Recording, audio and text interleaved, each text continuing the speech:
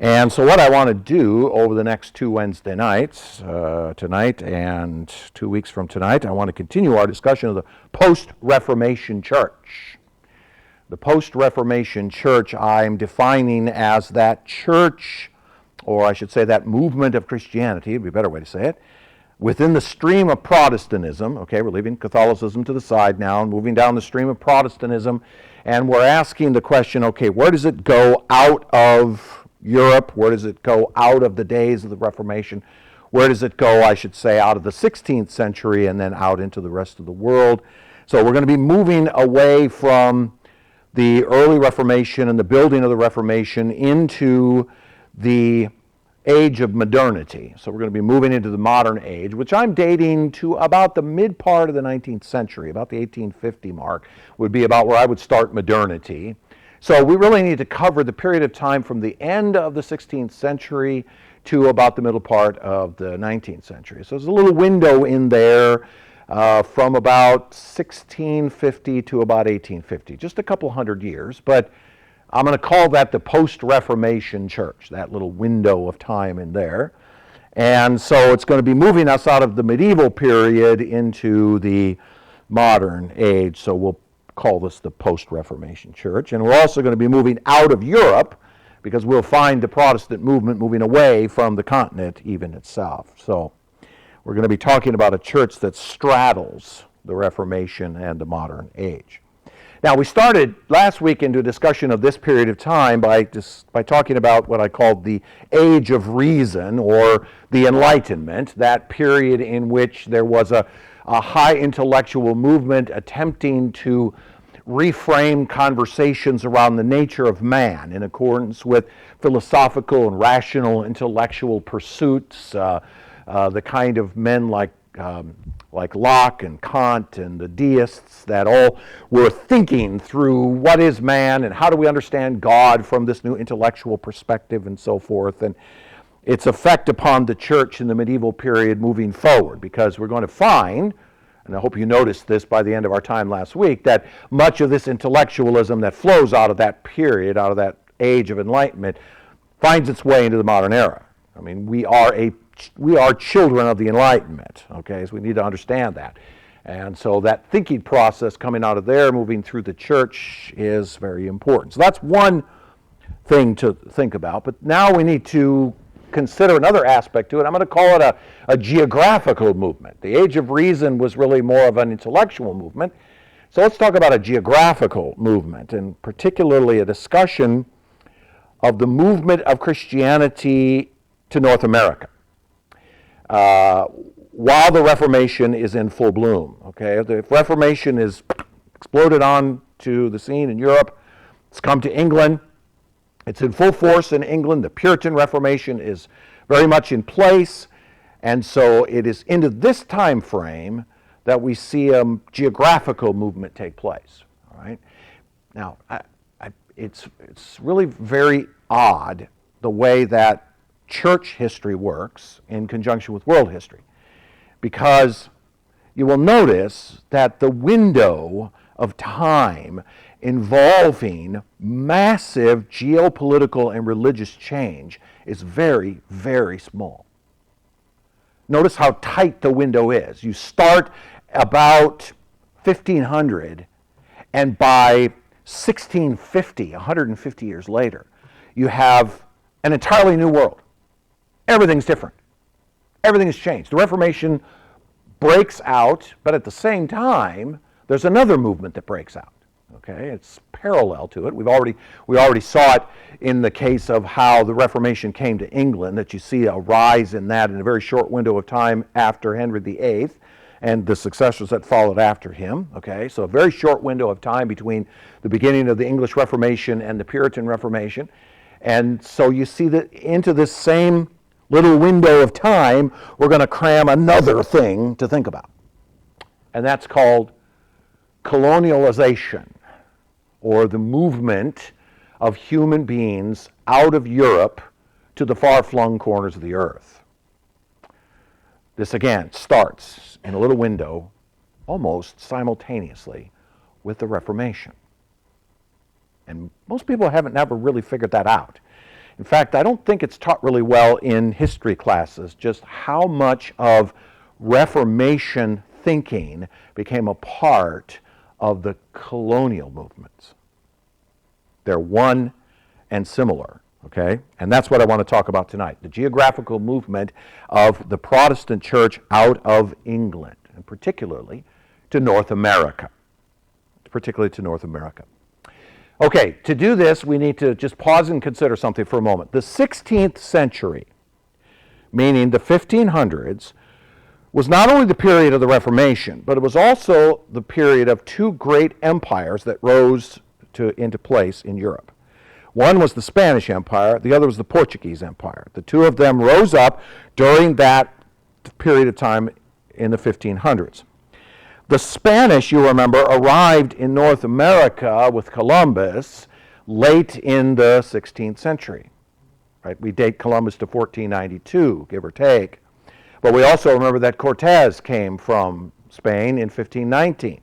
So just shortly thereafter, about 20 or 25 years later, you have the Spanish coming full bore from Spain, crossing the Atlantic, coming to North America. Now, the Spanish Empire in North America dominated most of Central America, what we call Central America today, Mexico, as we call it today, the lower half of the current area known as the United States, and most of the western part of the United States, including California and up that side of the world. The Spanish Empire was large on this side of the Atlantic.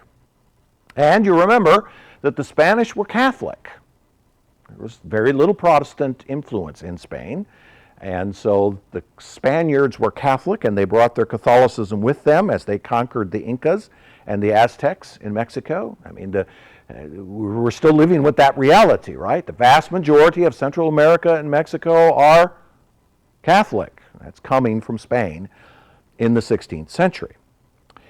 At the same time, or shortly thereafter, well, actually about 100 years later, the French came to what we today call Canada. They came to Quebec in 1608. The territory was eventually ceded to the British after France's defeat in the War of Spanish Succession in 1713. In 1774, note the date, the British granted the French Catholics in Quebec freedom of religious practice, which ultimately became the reason why the French colonies to the north remained under the crown during the American Revolution. That's why Canada did not become a part of the United States, because Britain granted a certain amount of religious freedom to the Catholics living in Quebec.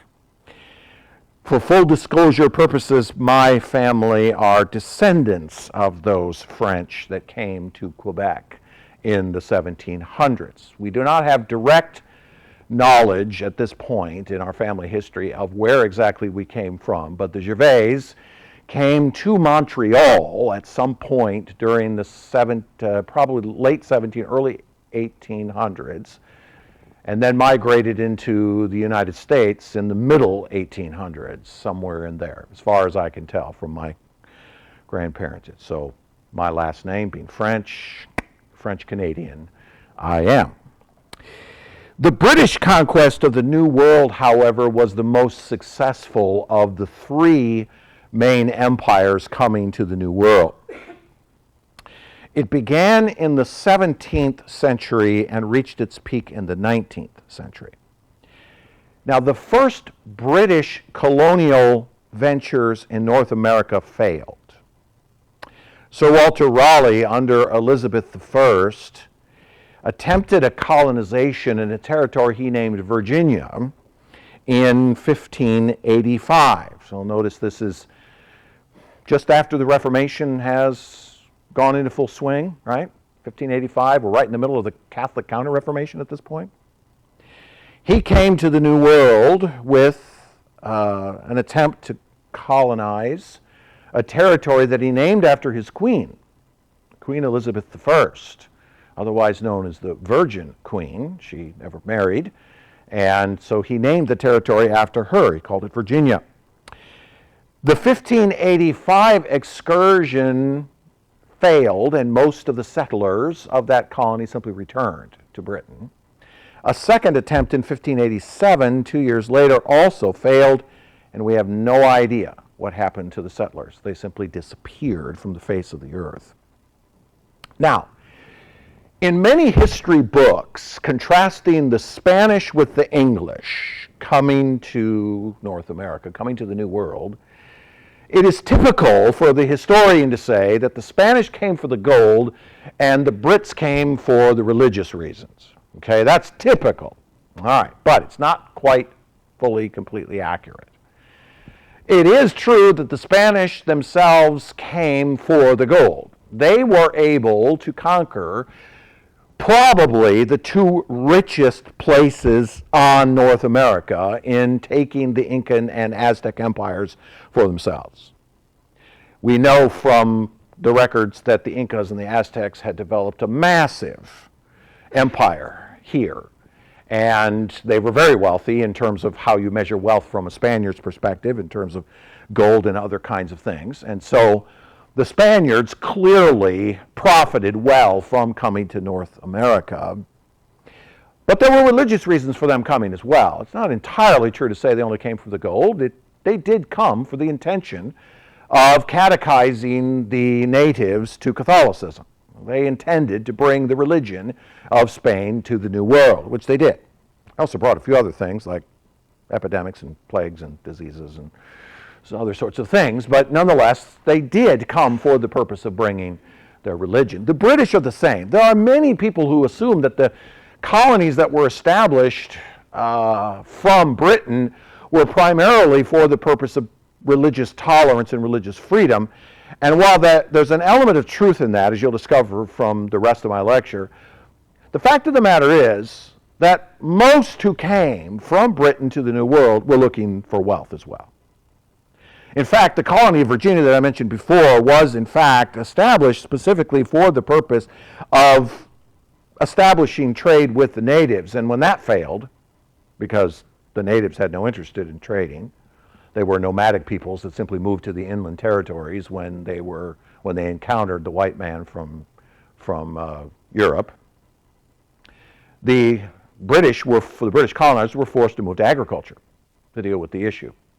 But they did come looking for wealth. They did come believing that there was going to be power in wealth that could be accumulated in the New World and brought back. You remember, the continent at this point, the European continent that is embroiled in massive turmoil. The Reformation had, in fact, started a tremendous amount of turmoil in Europe. And one empire after another attempted to dominate the continent, both with Catholicism and or Protestantism. And so the way to win wars was having money, having wealth that you could convert into what you needed to fight wars. And so the idea was, if we can find additional wealth in the New World, that'd be a good place to find it. And so they came looking for those sorts of things. So it's far too simplistic to say that the Spanish came for the gold and the British came for religious tolerance. The fact of the matter is that both equations, both are true, and yet at the same time the reverse is also true in both of them.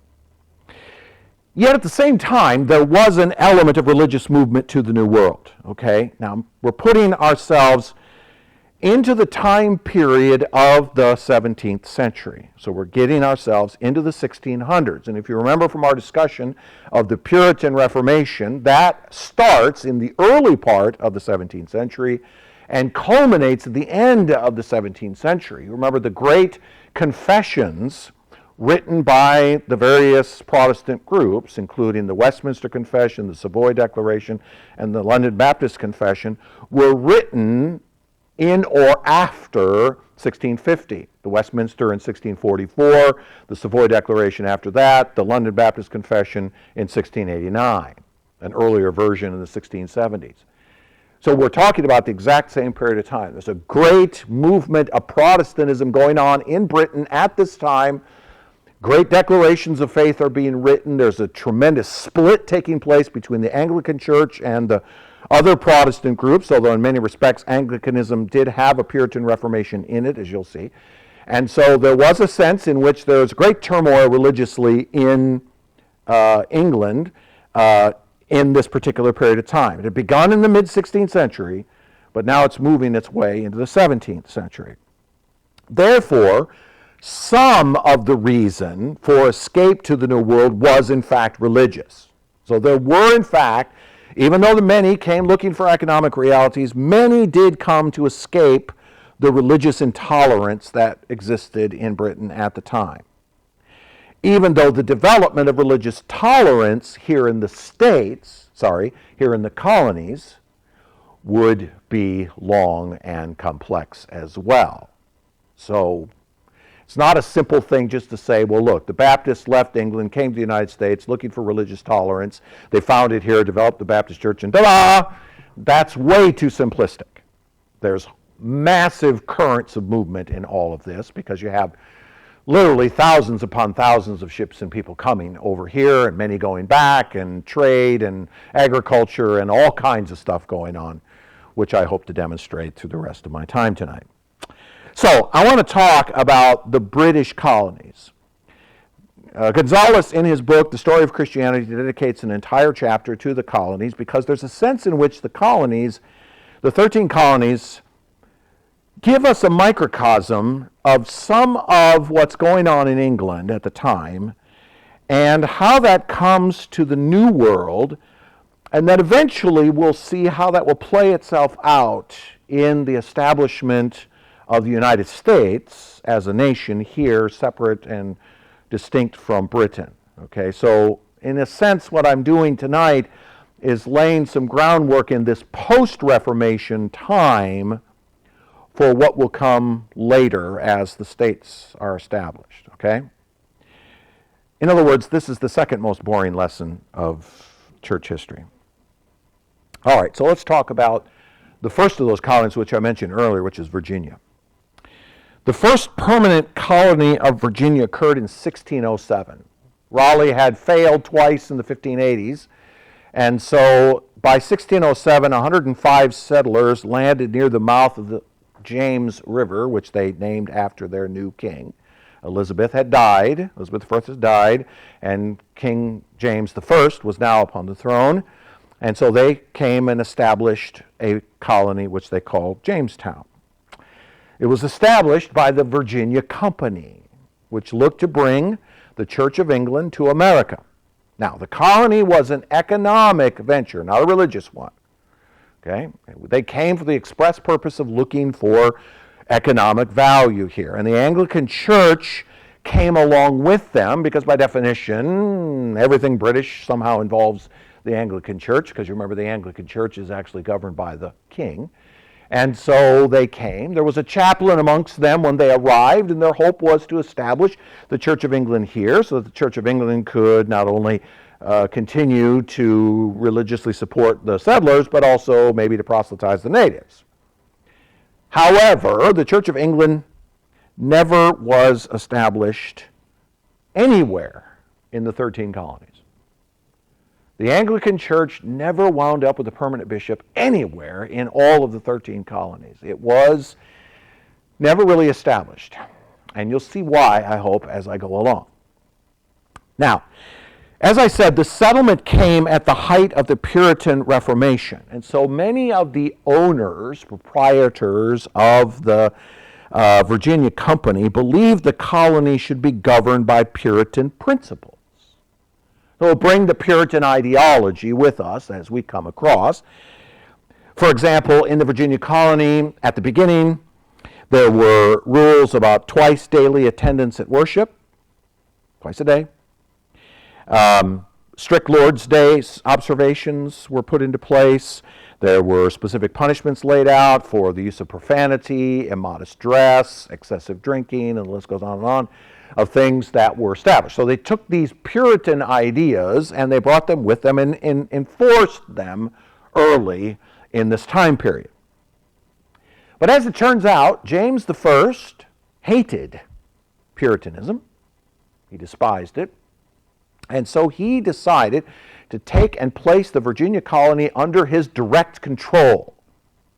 flushing out the Puritan influence, and it waned over time. The rules were relaxed. Much of the Puritan influence in the Virginia colonies disappeared. In fact, Charles I took James I's ideas even further after James was gone, and he carved out a great portion of Virginia into what we call Maryland today and ceded it to a Catholic proprietor because he himself was Catholic. So the Puritan influence that came over into the Virginia colony didn't last long. Didn't last long at all. Virginia found economic success in the exporting of tobacco. Now, remember I said earlier that originally the colonists came thinking that they could trade and barter with the natives, then take back whatever they managed to get from the natives back to England. The problem was, as I also mentioned earlier, that the natives were nomadic peoples. They didn't have cities. They lived in tents. They were very much like the ancient Israelites. They lived in tents. They were nomads. And they didn't have to stay put very long in any one place. And when the white man showed up, they decided to hoof it into the interior of the nation. And so the colonists, trapped at the sea, didn't have anybody to trade with. And so they turned to agriculture for the purpose of expanding their wealth. And they discovered that tobacco was a tremendous crop that could be grown in that part of the world successfully. But tobacco farming was labor intensive. It took a lot of people to grow a crop of tobacco. Not only to plant it, but to tend it, to harvest it, to take care of it once it's harvested, and then to ship it back. It took a great deal of labor. And there were not that many British folk around to do the labor. Most of them wanted to be owners rather than workers. And since the Indians were not around to be enslaved, much like the Spaniards were able to successfully do with the Incas and the Aztecs, the British were not able to take the American Indians and turn them into slave labor, and so they began to import human beings for the purpose of this trade. And of course, based on the latest news reports, you know that the date of that was 1619. Now, if you're not familiar with that number, you haven't been paying attention to the news in America, because there are a whole lot of left coast wingnuts who want you to believe that the founding of America actually occurred in 1619 with the arrival of the first slaves in America. They want to rewrite American history in that way. Most of that has been debunked, but you know what? You can never debunk a leftist, as it turns out. So the British began to import slaves from Africa. Began to bring slaves in at this time to work these fields of tobacco. And as I said, the Puritan influence was waning in Virginia, and it waned not just because there just wasn't enough people around to keep that influence going. That's one reason. But another reason was just the flat-out prosperity itself. People were getting rich from this agriculture that they were taking on. And what you find is the settlers in this place became very wealthy. The Puritan idea of labor, the valuation of labor, had little meaning in a society based on slavery. Once you've introduced slavery into the equation, now the Puritan influence begins to wane even faster. The settlers themselves remained members of the Church of England, but the new form of this connection to the church was more of what Gonzalez calls an aristocratic form of membership in the church, meaning that it is a form of church life suited to the wealthy, designed for the wealthy, and certain restrictions and rules and so forth that went into establishing churches built strictly around very wealthy people. In fact, the Church of England itself did very little to convert slaves at this time to Christianity. The ancient principle of one Christian owning another still held much sway over the thinking of the time. So the idea of converting a slave to Christianity and then owning that person as a brother or sister in Christ didn't seem to make sense, never has. And so there was still a sense in which this idea flourished, and so the idea was, well, if we just don't convert them, we won't have to worry about them being in our churches. Now that will change later, by the way. It will change later, but it doesn't at this particular time. So the adaptation of the church in Virginia to the interests of the powerful had consequences amongst the white lower classes. Okay, so the upper classes that owned the plantations and owned the fields and owned the slaves, they had an entirely different form of religion than those in the lower classes amongst the British whites that were there living in these places. And they began turning to various dissident movements in the territory. Many migrated to Maryland in search of religious freedom, because in Maryland there was religious freedom where you could practice your religion without fear of the state. The Quakers made significant inroads into Virginia at the time, and even Methodism made great strides. Even though Methodism was at this time officially a part of Anglicanism, it was making some strides in Virginia as well. And we'll have a discussion later about Methodism in the English church, so hold that thought. So what you have is a colony in Virginia established by British colonizers who discover agriculture as a means of great wealth, and you see almost immediately in the colony a great separation between the haves and the have-nots, the wealthy and the poor, and the consequences that has for Christianity in the colony. It is not a Christian colony. The Church of England has little influence in this place. The Puritan influence that began wanes quickly over time due to the prosperity. And the lower classes go looking for better Christianity, but it's hard to find in this time. Which leads us to the Carolinas. The Carolinas was a territory granted to a group of aristocrats and stockholders in 1663. In order to foment immigration into the territories, the proprietors decreed religious freedom. This produced a great number of immigrants from the aforementioned Virginia. However, the exact same stratification that had already occurred in Virginia now comes to fruition in the Carolinas. The rich on one side, the poor on the other. The higher classes remaining loyal to the Church of England, the lower classes embracing the Quakers, or becoming part of a new movement that is beginning in this continent, and that is the Baptist movement that starts. A few Baptists start making their way from England to the Americas, and you begin to see them appearing at this time. Georgia, even a little farther south, has a very interesting startup as well, or a different startup, I shouldn't say, as well.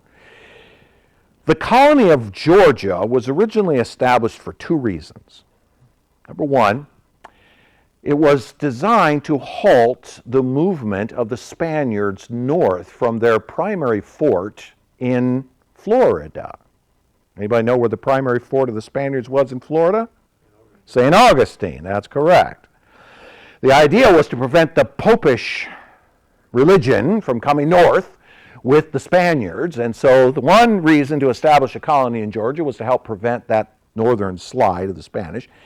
But a second reason, and the primary reason for establishing Georgia, was to find a place to send those in Britain who found themselves in debtor's prison. The goal was to establish a colony where those who could not pay their debts while in Britain, normally incarcerated for that, would now have a place to go and work off their debts. And so the colony of Georgia was established by a man by the name of James Oglethorpe in 1732. He went to Parliament and said, look, why don't we build a place in the New World where we can ship all these debtor folks out of the prisons, get them out of here so we don't have to pay them, and we'll send them to the New World and they can work off their debts over there. So the first convicts arrived in 733, the very next year. And ironically, the territory also became attractive to many religious refugees moving to this place in order to find escape from the various forms of religious intolerance that were taking place in Europe and in England.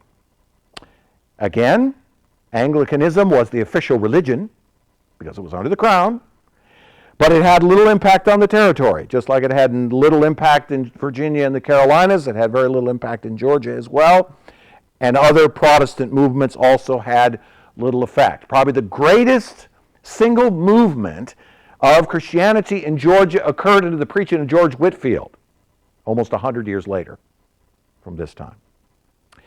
So probably the best place to focus our attention in terms of the religious reality of the colonies is to go north, to go above Virginia to what are known as the Puritan colonies, otherwise known as New England. Now I'm going to insert a comment that's not in the outline here, and that is this. New England, when first established, becomes the most religious place in this continent. By the 20th century, it becomes the least religious place in the entirety of the United States. I find that fascinating. The Plymouth Plantation was established by a group of religious dissidents that had left England and had escaped to the Netherlands. They were a group of Puritans that were looking for more religious freedom to practice their religion without the state breathing down their neck, the state church, that is. So they escaped to the Netherlands, but they came up with this idea that they could find even greater religious tolerance in the New World. And so they set sail from the Netherlands in 1620. 101 settlers aboard a ship by the name of the Mayflower left from the Netherlands and landed in the New World, but missed their target by a significant margin. Their original intention was to land in Virginia. They wound up landing far, far to the north. In fact, as you know, they landed originally at Cape Cod and eventually made their way onto land at Plymouth.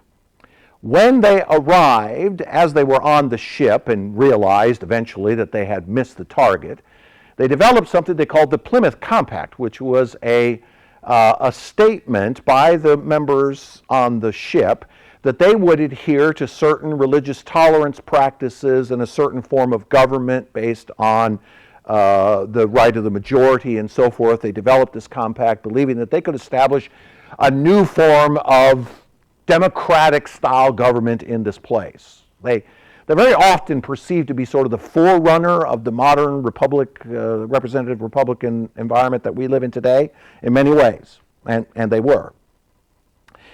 They arrived here in 1620, but only 50 of them survived an epidemic that broke out amongst them when they arrived. And in the first summer after they had arrived, fortunately, the local Indians in the place taught them to grow corn and to do other forms of agriculture. They were able to trade furs for other things that they needed. And they actually survived the next winter. They actually survived and thrived in that place. Near to the same time, another group of Anglican Puritans, this time from England, decided they also wanted to find a place of religious tolerance where they could practice a New Testament faith outside of the Church of England. So they formed a group called the Massachusetts Bay Company, and they came across, but they were much bigger than the members of the Mayflower. There were more than 1,000 settlers that came to start this new colony. Now, they still consider themselves Anglicans. In other words, they still consider themselves members of the Church of England. But as I said, they wanted to follow the New Testament closer than what the Church of England was following it. And so they were looking for a place that they could do that. Coming to America, they believed, would offer this freedom. In fact, it was under the direct persecution of Puritans under the Archbishop of the Church of England, in this case, a man by the name of Archbishop Laud, that forced more than 10,000 to flee to New England during this time. And so what you have is you have the Mayflower coming, you have the Massachusetts Bay Company, and then more than 1,000 others from Britain come seeking religious tolerance from the Church of England, and all arrive at about the same place at roughly the same time, Boston Harbor basically, and establish what would eventually become the colonies of Connecticut and New Haven. Now, in this particular space, as I said, you've got a group of people who are Puritans, okay? So they've embraced the Puritan idea of a New Testament faith, justification by faith. They're Reformed people. They've embraced much of Calvinistic teaching.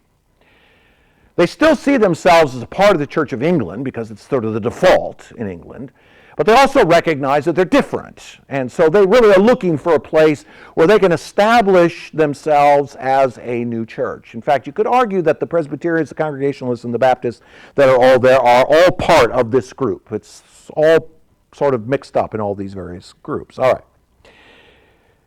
But they get here, okay, and I mentioned that Mayflower Compact a little while ago because it's important to think about what they're really trying to do here. They want to establish a new place where they can worship God as they see fit, but they also recognize they're going to need government. You can't just come and, just live in a place. You have to have some sort of organized government. There's going to have to be some sort of reality in terms of government here, okay? So they want to establish a government system which allows them to be Christians and perpetuate the idea of Christianity even at the government level. Now you will notice this is much the same conversation that's going on throughout all of Europe in relationship to in terms of the relationship of the church and the state. I mean, the most egregious example of this, of course, is the Holy Roman Empire, in which Charles V in Germany is attempting to enforce what it means to be Christian throughout his empire from the state. You have King Henry VIII establishing a church because he doesn't want the Pope telling him who he can divorce and who he can't divorce. So he establishes his own church, and then that church becomes a function of the state, which starts describing to people how they're supposed to live. Now, that becomes the environment in which many of these people fled from because it became intolerant, meaning you must worship the way that we tell you to worship. You must believe what we tell you to believe because we're the church and we're the state and we'll use the state to enforce what the church is supposed to do. Okay. So they come here thinking, we can develop something better. Guess what they do? They create exactly the same thing when they get here, just different. It's still as intolerant as it was there. It's just different. Instead of being enforced by the state to enforce Anglicanism, it becomes an instrument of government to enforce Puritanism. In other words, it becomes just as religiously intolerant as the places they were going.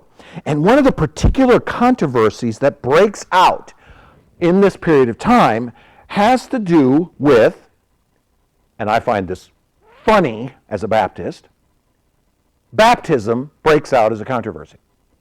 Because here's the question that now comes amongst these Puritans living here in North America. Okay, we want to develop a society in which everybody acts and lives according to Christian principles. And we believe, according to the beliefs that we brought with us from England, that when you have a child, you take that child down to the church and you baptize him, he's a Christian, now he should live by Christian principles. But at the same time, we recognize that not everybody that's baptized as a child into the church actually grows up and acts like a Christian, right? I mean, certainly it's true that we call them that because we push them to be baptized as a child, and so technically they belong under the ceiling of this thing called Christianity within this sphere of influence that we have. But at the same time, we also recognize that we really need people to actually have a so-called religious experience or conversion experience before they are really and truly a part of the Christian faith. In other words, if a person doesn't show any evidence of that faith in their life, are they really a part of a Christian society? And what do we do with them if they've been baptized but they don't act like believers in a Christian world? This is the controversy that broke out in the New England colonies at this particular time. Now, I find it funny because the Baptists in England had already solved the problem. How did they solve the problem? They got rid of the idea of infant baptism. They said, no, the New Testament teaches that you come to faith consciously and you are baptized as a testimony to that faith. We're not making an assumption that anybody is a Christian until they have professed Christ outwardly, both verbally and in the waters of baptism. Baptists have already solved the problem. It's all the Paedo-Baptists that struggle with this. And still, because their theology starts to run contrary to their actual practice in space and time. So if you're trying to establish a Christian commonwealth, one can only be a part of it if one is included religiously in that society. How do you control purity of life and doctrine with unbaptized individuals? So they came to a compromise, which I think still exists in much of Paedo-Baptist world. And the compromise goes like this. All children of baptized parents were to be baptized. But only those who had a conversion experience were granted full membership in the church and had voting rights and decision-making rights in the church. So you could be baptized into the church, but you had to have a later experience that would make you a full member of the church. Now, us Baptists on the continent and those of us living afterwards are laughing our silly heads off because this is preposterous. But you know what? It's what happens when your theology doesn't match what the Bible actually says. In my ever so humble opinion. Now, we're not going to leave the Baptists out of this little mess, okay? Because we need to move to Rhode Island. The Puritan colonies, as I said above, were just as religiously intolerant as the Church of England was. They insisted on conformity to the divine practices of religion, albeit different from the Anglicans, yes, but they still demanded certain conformity. Entering into the picture is a man by the name of Roger Williams. Roger Williams emigrated to Massachusetts in 1631. When he got there, he was offered a pastorate in the city of Boston, but he refused that pastorate. And for three reasons. Number one, he believed that the Puritans erred in granting the civil authorities power to enforce religious commands. So he believed that this whole idea that the government should be enforcing Puritan ideology onto the people was wrong. Secondly, he believed that the magistrates should only enforce societal order, not issues of relationship to God. So the opposite side of that coin was, not only was government not supposed to be enforcing theological truths, but it should only be enforcing societal order matters. It should only be dealing with things related to order in society. Civil laws, not religious laws, should only be enforced by the magistrates. And then thirdly, he believed that the colonial enterprise itself was unjust. He believed that taking land from the Indians was ethically wrong, that it had been wrong for the British colonists to have taken the land of the Indians, and he believed that that was right, or wrong. So he moved to Plymouth and took up a pastorate in Salem. Sometime after he arrived there, he attempted the secession of his church, to withdraw it from the Puritan church, to withdraw it from the Church of England, the Puritan movement there. And when he attempted to do this, the authorities expelled him. So he moved to a place called Narragansett with a group of friends, establishing the colony known as Providence. And he built it on the principle of religious freedom. He and his friends bought some land from the Indians, okay? So he didn't take it from the Indians. He bought the land from the Indians, and the colony was based on the complete separation of church and state. This was attractive to many, and the colony grew quickly. It grew very quickly, in fact. In 1644, he obtained from Parliament the legal recognition of the colony of Rhode Island to be governed as he saw fit as a democracy, a separate church and state, in which the state was governed democratically and the church was governed in accordance with biblical principles of eldership, etc. His church became Baptist. He embraced the Baptist thinking, particularly of the early Baptist movement. Now, you remember, by 1644, the ink on the Westminster had barely dried. Okay, so the Savoy Declaration and the Baptist Confessions are not yet out, although there was an early Baptist confession that had been written, but there were already plenty of Baptist motivations pushing out of Europe into England, as I said. And so he already saw this. In fact, he himself was baptized by one of the other members of his church after he declared that his church was now a Baptist church. But Williams did not remain long there, and Williams is not treated by Baptists as a hero. You don't hear his name often in Baptist circles as though Roger Williams is the guy that started the Baptist Church in America. He did, but he's not really treated as a hero. And the reasons why is because his ideas were becoming too radical. He had a great respect for the Indians. Remember, he bought the land. He had great respect for them, and he eventually got to the place where he declared that perhaps their religion was acceptable in the eyes of God as Christianity for how to be saved. They didn't have to become Christian in order to be saved. In other words, he made the classic error that's often made by missionaries who go and spend too much time with others and start to embrace the thinking patterns of others. He began to, I think of this particularly as missionaries that go to Muslim lands, and then they start talking about, well, you know, our Muslims are brothers with us, they believe the same God and so forth, none of which is true, but they start to think that way. That's how Rogers went. He followed that same path of thinking, and he eventually was forced out of his church. That's why we don't really look to Roger Williams as some great hero of the Baptist faith, because he really abandoned it later in his life. Now, the Baptists of Providence also had their religious controversies. The Baptists in Rhode Island found themselves struggling with a controversy in their own ranks. We might call it an intramural squabble.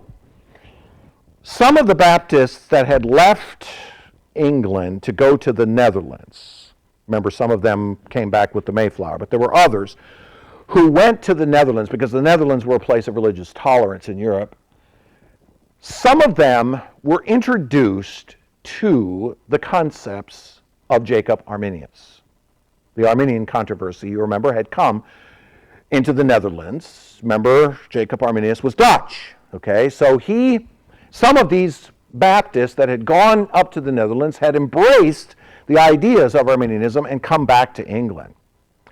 Some of them then were a part of the movement that came to North America, the 10,000 or so that came with the Massachusetts Bay Company and others, brought their Arminian thinking with them, and many of them migrated their way to Rhode Island, got involved in the Baptist movement there in Rhode Island, and brought their Arminianism with them. And the church in Providence split into two distinct groups. The first of these groups were known as the Particular Baptists. And they're called Particular Baptists because they believed that particular people, or particular persons, were elect by God to salvation. That's a Calvinistic tenet, that God has a particular people that he has set aside to himself, and that only they are atoned for in the work of Christ, such that they are the only ones to receive the grace and mercy of God and ultimately salvation. Okay, they're called Particular Baptists. The other group that had been influenced by the Arminian controversy were the General Baptists. They were called General Baptists because they believed that the work of atonement, as Arminius argued, was a general work in which Christ had made a general atonement for all of humanity, and it was up to us through the prevenient grace of God, or under the prevenient grace of God, to embrace what it is that had been given to us in Christ. So there were two different kinds of Baptists. And the General Baptists and the Particular Baptists continued to squabble with one another in North America for a long, long time. However, and this will be a discussion for our next meeting, Lord willing, by the time of the Great Awakening, most of the Baptists had actually been converted to being Particular Baptists. And I bring that to your attention because it's important to note that when the Southern Baptist Convention met for the first time in 1845, the vast majority of delegates that attended to start what is known as the Southern Baptist Convention were particular Baptists. The vast majority of Baptists in America were particular Baptists. Arminianism lost big time in the 18th century, in the 1700s. Arminianism was virtually squashed in America by the Calvinistic movement, in particular Baptists, in Baptist circles, going along with the Presbyterians and others that were here, of course, that were also Calvinistic.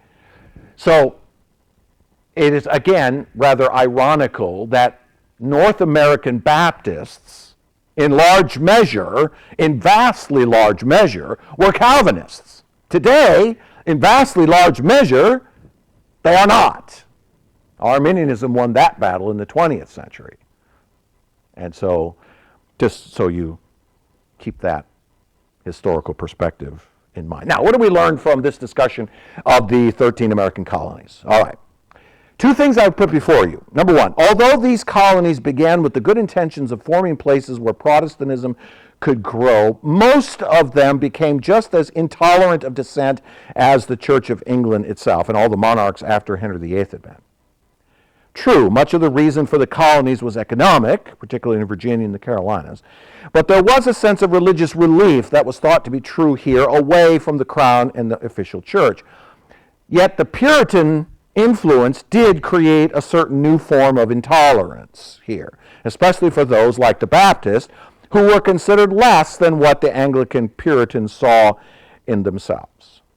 Fortunately, through the passing of time, most of the American colonies followed the example of Rhode Island and embraced religious freedom as a viable option to the religious tensions in Europe. And it is that reality that becomes a part or a hallmark of the American experiment, or what we today call the United States of America, because one of the very first things ensconced into the newly written Bill of Rights is freedom of religion. It's one of the hallmarks of this experiment. Why? Because although the Puritans attempted to create a very intolerant world built around their view of things, they eventually realized, nope, it needs to be a place of religious freedom. Second, the religious fervor and hopes for a holy commonwealth in the New World dimmed quickly. The idea of coming to this continent to establish a whole new world of a holy commonwealth of Protestantism shrunk away and dimmed away quickly. Slavery, social inequity based on the existence of vast plantations, the exploitation of the natives and the taking of their lands, and many similar factors, including massive new wealth, drained the colonies of any sense of becoming a Christian continent very quickly. Now, this would become a reality in the American experiment, whereby the new nation would certainly have overtones of Christian thinking, because those who came carried with them a strong Judeo-Christian worldview, but it would see that influence wane quickly as wealth and secular ideas, born out of a separation of church and state, would arise within it. The cyclical pattern, in other words, is that although the United States was formed with certain Judeo-Christian truths at its foundation, including religious freedom as one of its most fundamental rights, it didn't last, did it? This little experiment is less than 250 years old. And most of the ideas of Puritan ideology have long been erased by a new religion called secularism. That's an unfortunate side effect of the idea of religious tolerance. When you allow for the pagan to have as much say in society as the non-pagan, guess what you're going to get? So you see, this whole discussion is really designed to kind of set in your mind where the Reformation goes in terms of North America and what it's going to mean for North America. It's not going to imply that North America becomes a Christian continent. That's not what it's going to become. In fact, quite the opposite of that. Even at the very beginning, it becomes something other than that. No, rather it becomes a place where several new ideas are formed from the Protestant Reformation, one being religious tolerance and freedom, and the other being the separation of church and state. Those ideas began to form very profoundly here, where there are no natural governments already in place to overthrow them or oversee them. So this becomes fertile territory for a new experiment, which is exactly why I called it that. And you can see how it has its roots in the Reformation. In fact, it's going right along at the exact same time, which is not a coincidence, of course. Do you have questions? Oh, I know you have many questions, but who wants to ask them? Yeah. I'm not super familiar with particular Baptists. Is that the same theology that we have? Yes, Calvinists. Okay. Sure, particular Baptists were Calvinists. Yep. They were just called particular to separate them definitionally from the general Baptists. Yeah. It was pejorative to call somebody an Arminian.